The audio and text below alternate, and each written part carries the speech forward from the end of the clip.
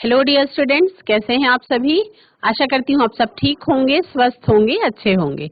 ICT virtual classroom Dehradun में आप सभी का स्वागत करती हूँ। मेरा नाम समता है और बच्चों क्लास 12th में आपका चैप्टर नंबर 6 चल रहा है, that is molecular basis of inheritance. तो इस चैप्टर में आपको मॉलिक्यूलर बेसिस, जो सबसे ज्यादा इंटरेस्टिंग टॉपिक रहा है, डीएनए के स्ट्रक्चर के बारे में समझना है। Let's go to the smart board. बच्चों, जैसा कि आप सभी को पता है कि चैप्टर नंबर 6 आपका चल रहा है मॉलिक्यूलर बेसिस ऑफ इनहेरिटेंस। इस चैप्टर में आपको डीएनए के स्ट्रक्चर के बारे में पढ़ना है ना।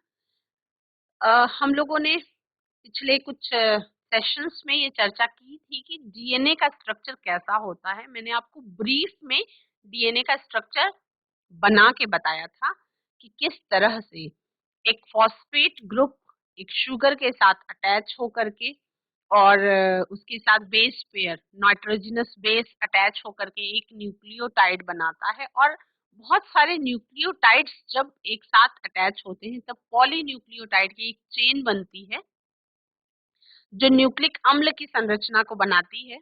न्यूक्लिक अम्ल दो प्रकार के होते हैं, आप सबको पता है, that is DNA and RNA. अब डीएनए को डीएनए क्यों कहते हैं और आरएनए को आरएनए क्यों कहते हैं, ये भी चर्चा कर चुके हैं हम लोग कि आरएनए में एक सिंगल हेलिक्स स्ट्रक्चर होता है, एक रज्जुकी होता है वो, यानी कि उसके पास सिंगल बैकबोन होती है। जो डीएनए होता है वो डबल हेलिकल स्ट्रक्चर है या डबल हेलिक्स है। उसमें किस तरह से शुगर, कौन सा शुगर अटैच होता है ना, डीऑक्सीराइबोज और राइबोज।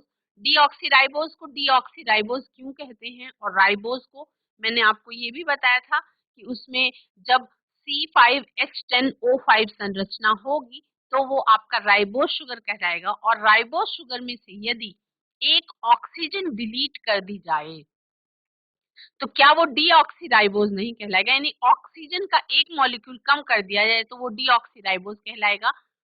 डीएनए में डीऑक्सीराइबोज वाला शुगर प्रेजेंट होता है और आरएनए में राइबोज वाला शुगर प्रेजेंट होता है। ठीक है, आपने फॉस्फेट की संरचना के बारे में भी हमने डिस्कस कर लिया था, H3PO4 की संरचना है। ठीक है, फिर हमने नाइट्रोजनस बेस कैसे बनते हैं उसके बारे में भी ढंग से डिस्कस कर लिया था। नाइट्रोजनस बेस जो है दो तरीके के होते हैं वो भी बताया था। तो अब आपको समझ में आ गया कि DNA, what is DNA. DNA structure of polynucleotide chain. DNA polymer of deoxyribonucleotides. DNA is the polymer of deoxyribonucleotide. Nucleoside, what is nucleoside. Nucleoside is nitrogenous base plus pentose sugar linked through n glycosidic bond। उसके बीच में nitrogenous base किसके, pentose sugar के साथ जिस bond से जुड़ा हुआ होता है उस बॉन्ड को क्या कहते हैं, ग्लाइकोसिडिक बॉन्ड कहते हैं।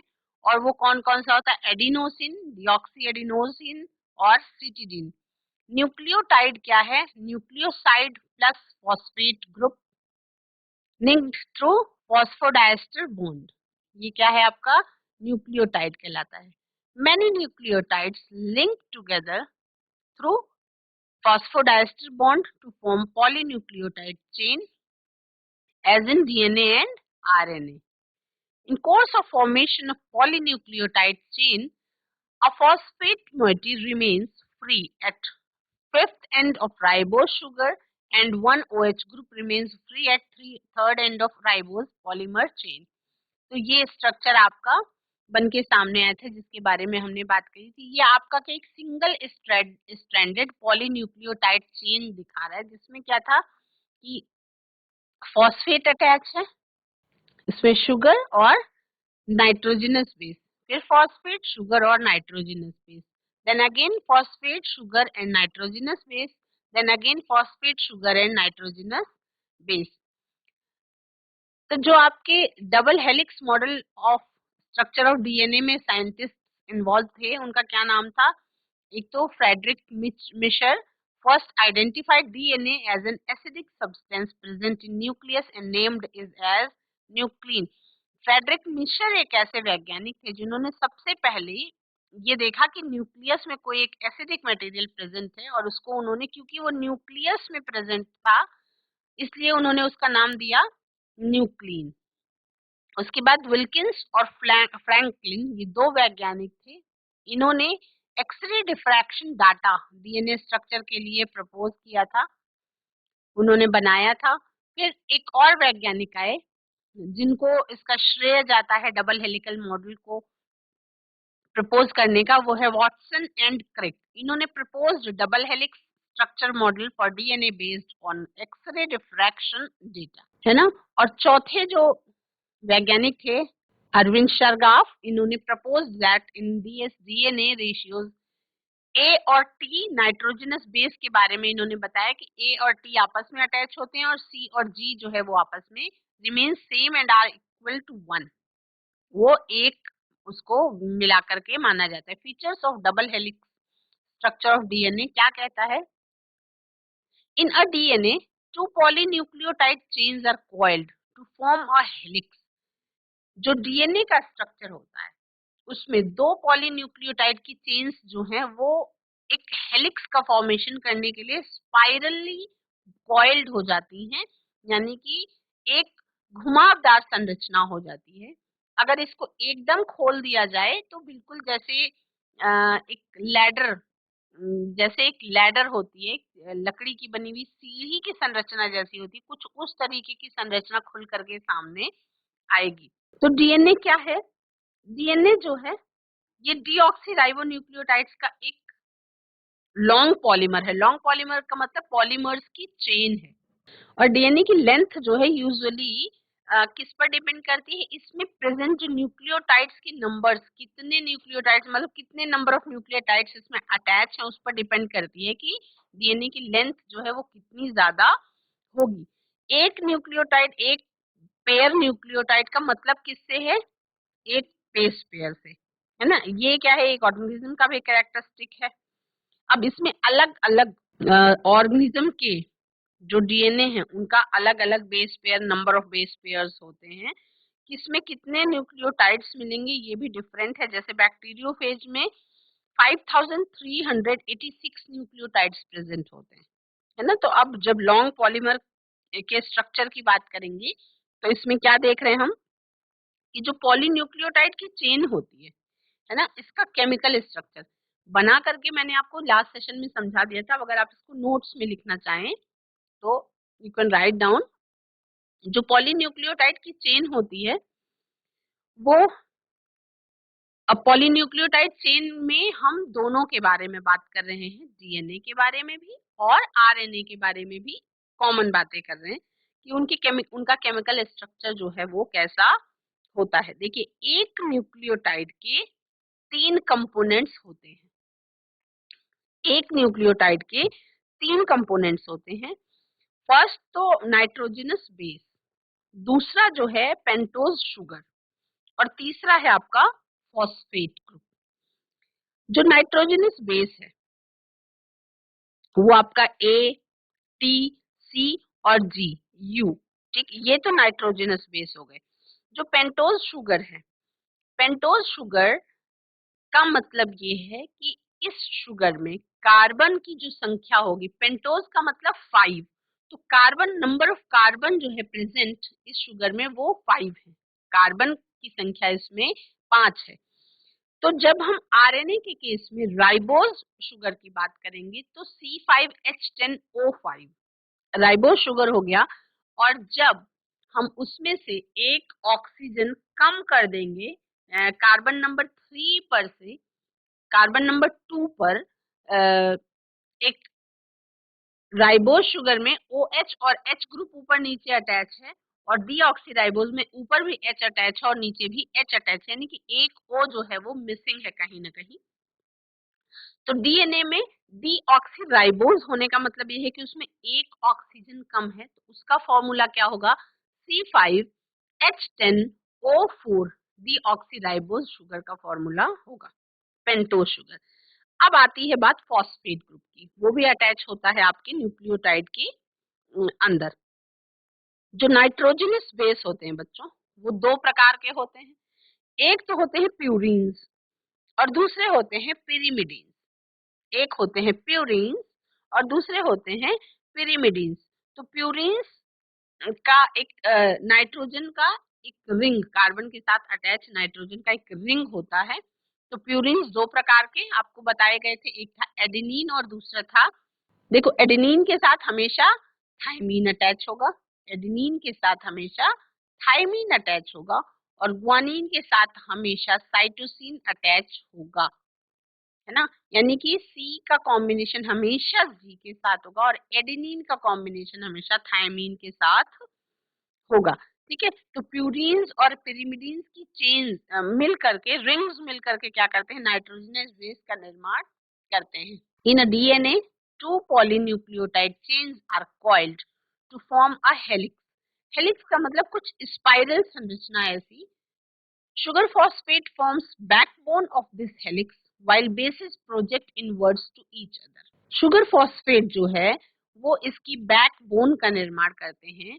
जैसे कि ये जो ब्लू कलर की पट्टी जैसी आपको संरचना दिखाई पड़ रही है, इस पे alternately phosphate then sugar then phosphate then sugar then phosphate then sugar, तो इस तरीके से ये संरचना को बनाने का काम किसका है, शुगर फॉस्फेट का है और ये इसकी बैकबोन का निर्माण करते हैं, या हम ये कह सकते हैं कि वो उसकी रज्जू का निर्माण करते हैं। साइटोसिन जो है, साइटोसिन डीएनए और आरएनए दोनों में कॉमन होता है। ठीक है, अब इसकी स्ट्रक्चर जब हमने पूरी पढ़ी थी तब उसमें मैंने आपको बताया था कि साइटोसिन जो है वो डीएनए और आरएनए दोनों में कॉमन होता है, लेकिन जो थाइमीन है वो केवल डीएनए में ही मिलता है। अब आरएनए में थाइमीन की जगह पे, अगर डीएनए में केवल थाइमीन मिलता है तो आरएनए में थाइमीन की जगह पे क्या प्रेजेंट होता है, तो आरएनए में थाइमीन की जगह पे प्रेजेंट होता है यूरेसिल। आरएनए में थाइमीन की जगह पे क्या प्रेजेंट होता है, यूरेसिल प्रेजेंट होता है।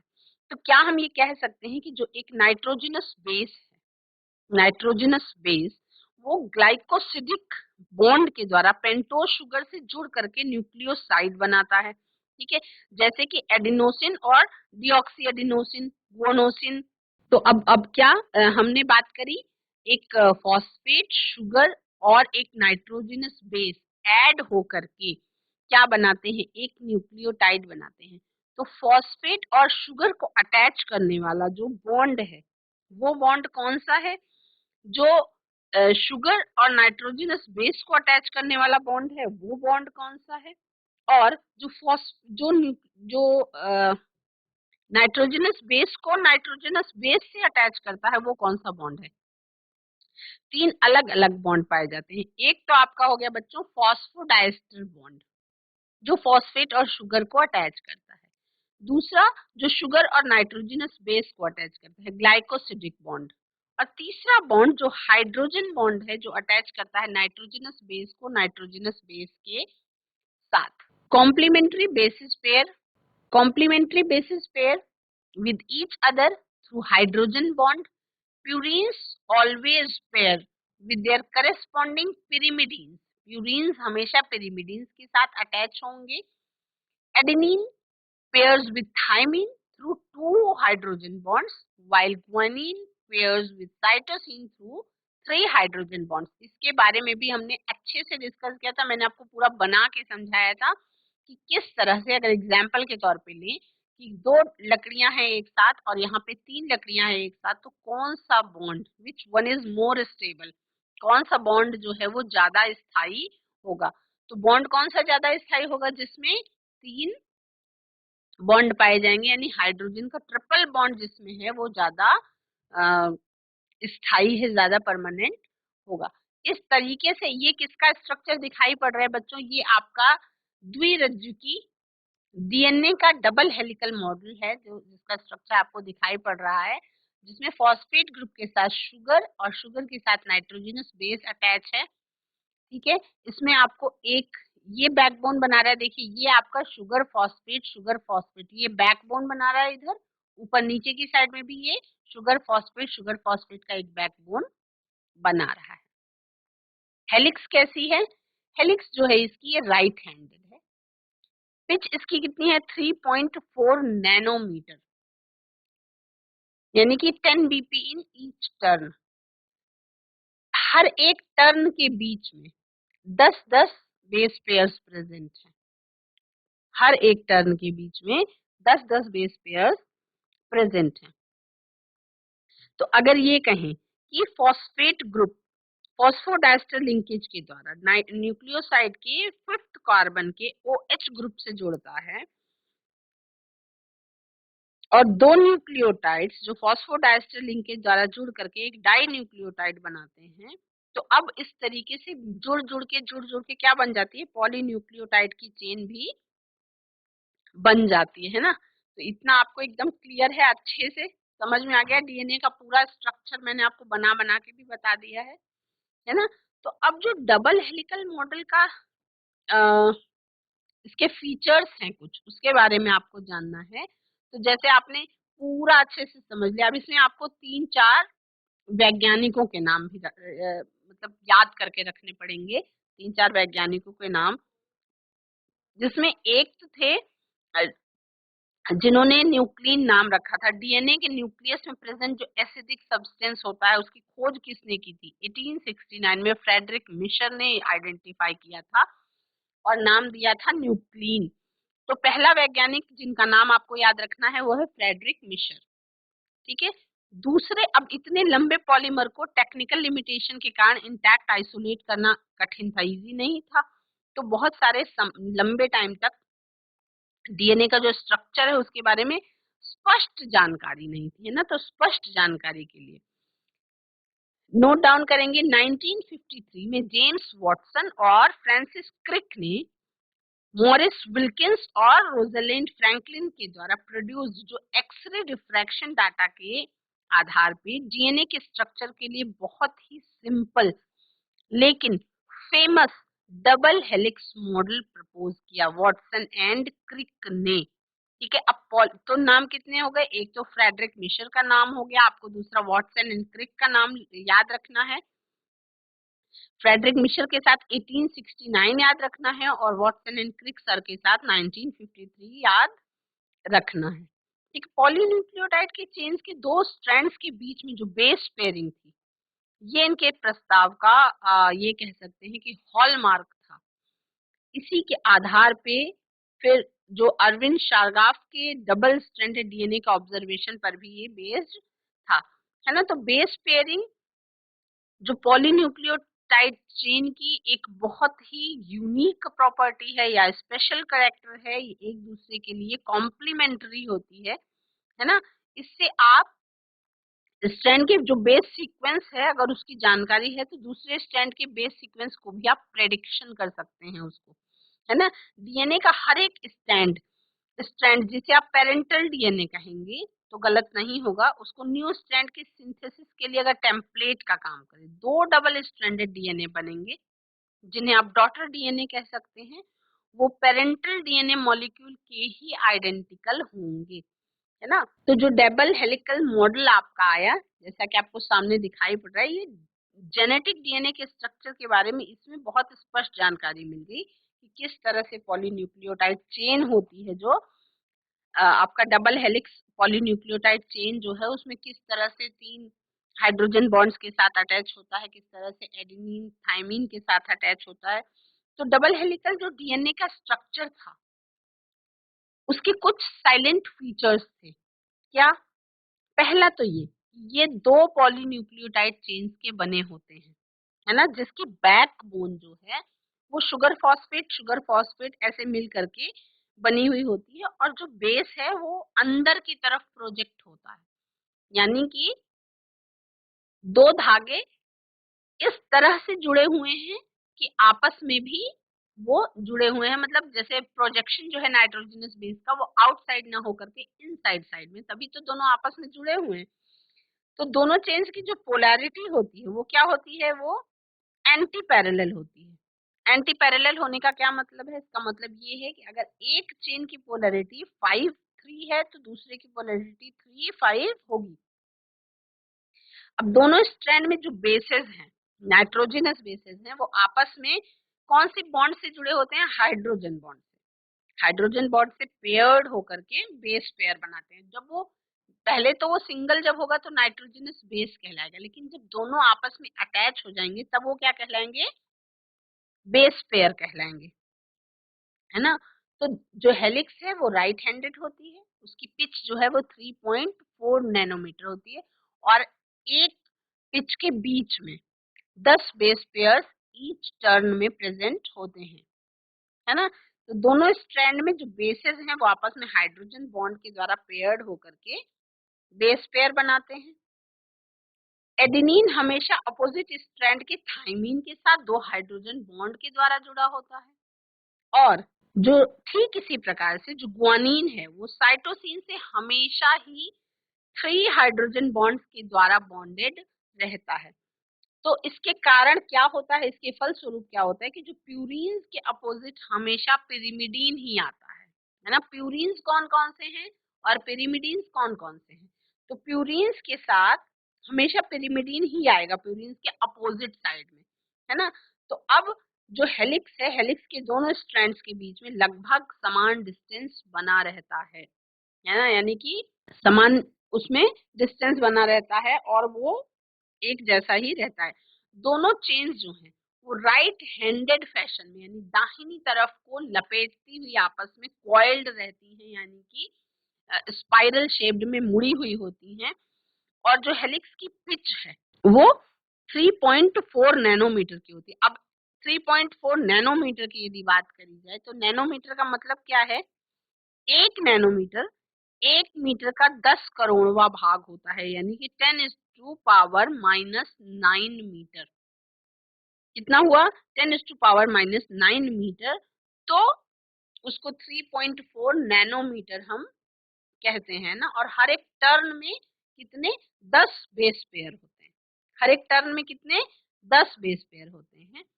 अब एक हेलिक्स में 2 बेस पेयर के बीच में लगभग कितनी दूरी हो गई? लगभग 0.34 नैनोमीटर की डिस्टेंस उसमें होती है ना।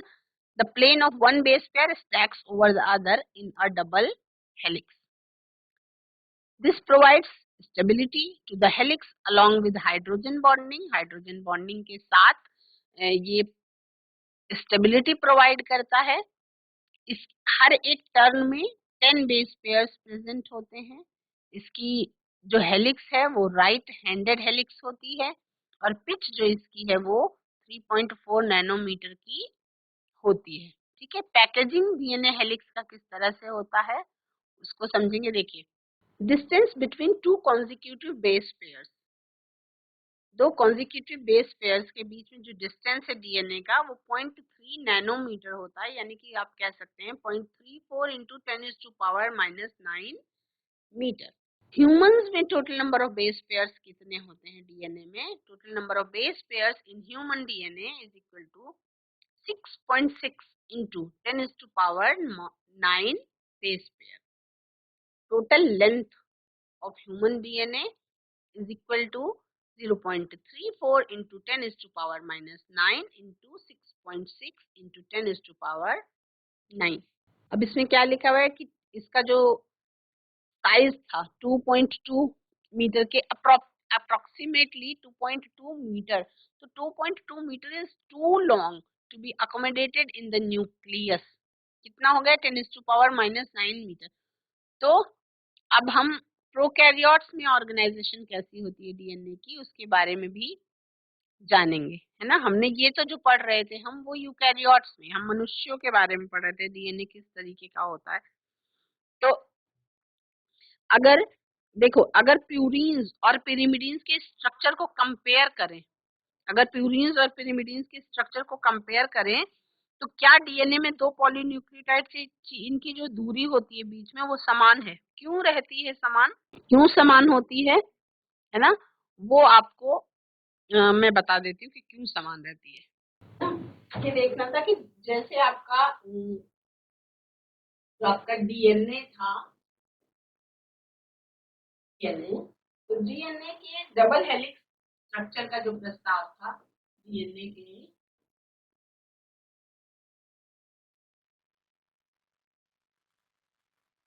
डबल हेलिक्स स्ट्रक्चर का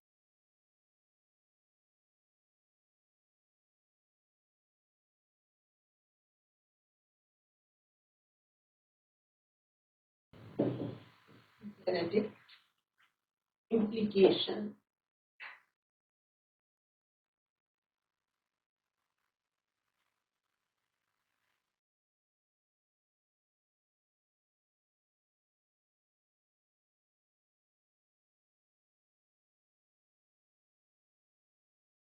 करने में सक्षम है। क्यों जो डबल स्ट्रैंडेड है जैसे डीएनए है आपका, तो क्यों इसमें जो दूरी है वो समान है? क्यों? कुछ इस तरीके से स्ट्रक्चर होता है ना, इसमें इस तरीके से ऐसे अटैच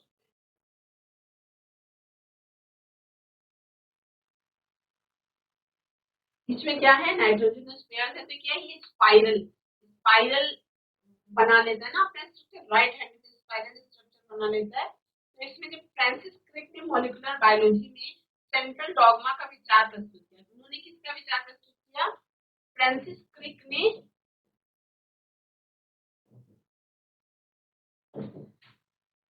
किसका विचार प्रस्तुत किया? सेंट्रल डॉगमा का।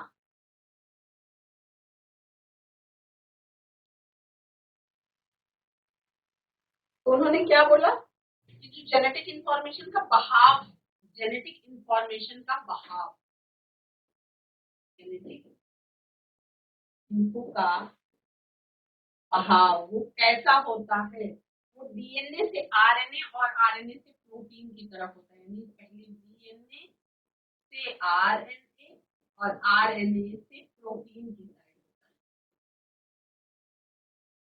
है ना, ये उन्होंने। तो इसमें क्या हुआ, इसमें आपको इस तरह से समझ में है कि पहले यहाँ पे हुआ रेप्लिकेशन,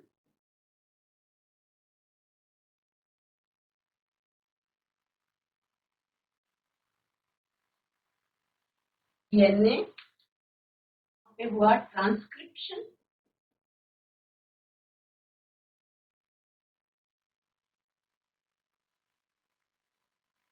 मैसेंजर आरएनए,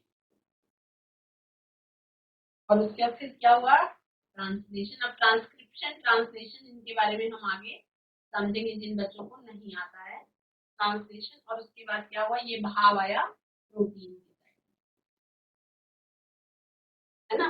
इसको क्या कहते हैं, इसी को कहते हैं सेंट्रल डॉगमा। क्या कहते हैं? Central dogma.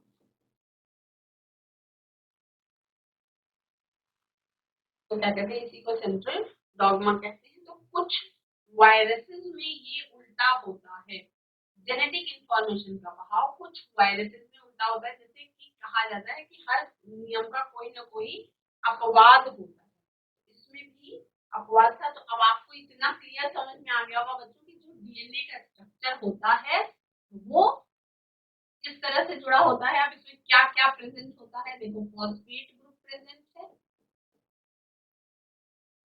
आपका शुगर प्रेजेंट है, आपका नाइट्रोजनस बेस प्रेजेंट है। क्या क्या आपने जान लिया अभी तक, है ना। नाइट्रोजनस बेस प्रेजेंट है, ये जान लिया। नाइट्रोजनस बेस कितने प्रकार के होते हैं वो आपने जान लिया, प्यूरीन और पिरिमिडीन। प्यूरीन हमेशा पिरिमिडीन की रिंग के साथ अटैच होगा, यानी ए हमेशा टी के साथ अटैच होगा, सी हमेशा डी के साथ अटैच होगा। ठीक है, ये एकदम ध्यान रखेंगे। प्यूरीन की रिंग कैसी थी, पिरिमिडीन की रिंग कैसी थी। शुगर में क्या थी, दो तरीके की शुगर, एक डीऑक्सीराइबोज और दूसरी राइबोज। डीऑक्सीराइबोज जो थी वो C5H10O4, क्योंकि डीऑक्सीराइबोज कार्बन की संख्या है तो ये कैसी शुगर थी, पेंटोज शुगर, पेंटोज थी। ठीक है, और जो राइबोज होगी,